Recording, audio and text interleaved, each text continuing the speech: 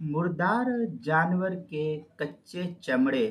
اور ہڈی کی خرید و فروخت کا فقہا نے کیا حکم نقل کیا ہے، اس سلسلے میں تفصیلی وضاحت اس مسئلے کے اندر دیکھیں۔ چنانچہ فقہا لکھتے ہیں کہ مردار کی جو کھال ہوتی ہے، تازہ مرا ہوا جانور، مثلا بھینس مر گئی یا اس طریقے سے اور بھی جو جانور حلال ہے، یہ ابھی مرا تھا، اب اس کے چمڑے کو نکال دیا، اب یہ چمڑا بالکل تازہ ہے۔ کچی حالت میں اس چمڑے کو اگر بیچا گیا تو اس کا بیچنا جائز نہیں ہے، اور اگر چمڑا نکالا اور اس کو سکھا دیا یا دباغت دے دی گئی، اب سوکھ جانے کے بعد چونکہ یہ چمڑا پاک ہو جاتا ہے، اس لیے سوکھ جانے کے بعد اس کا بیچنا خریدنا جائز اور درست ہے، اس میں کوئی حرج کی بات نہیں ہے۔ اب اس کو کیسے سکھانا ہے یہ ان کا مسئلہ ہے، ہمیں اس کا علم نہیں۔ اس کے علاوہ مردار کی ہڈی جس پر چکناہٹ، تری جس کو کہتے ہیں، چکنا پن، چربی، چکناہٹ اور تری ہو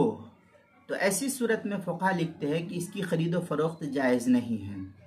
اور اگر ہڈی پر تری اور چکناہٹ بالکل نہیں ہے، سوکھی ہوئی ہڈی ہے، تو اس کی خرید و فروخت کرنا جائز ہے، اس میں کوئی حرج نہیں۔ یہ مسئلہ مستفاد کیا گیا فتاوی دارالعلوم کی 14ویں جلد صفحہ 370 سے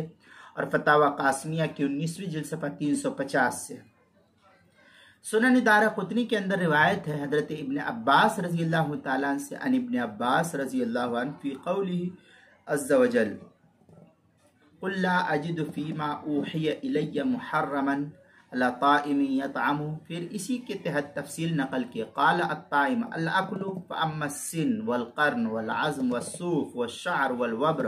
اس طریقے کی عبارت جو ہے سنن دارقطنی کی پہلی جلد صفحہ 42 حدیث نمبر 112 جو دارالکتب العلمیہ بیروت کا چھپا ہوا نسخہ ہے، اس کے اندر فتاوی تاتارخانیہ میں اس سلسلے میں کافی تفصیلی بحث ہے۔ وَلَا يَتَنَجَّسُ مِنَ الْمَيْتَةِ عَشَرَةُ أَشْيَاء الشَّعْرُ وَالصُّوفُ وَالْوَبْرُ وَالرِّيشُ وَالْحَافِلُ وَالْقَرْنُ والظفر وغیرہ جو ہے عبارت نقل کی ہے فتاوی تاتارخانیہ کی پہلی جلد صفحہ 446 مسئلہ نمبر 1159 کے تحت جو ہے نقل کیا ہے، تفصیل وہاں دیکھ سکتے ہیں۔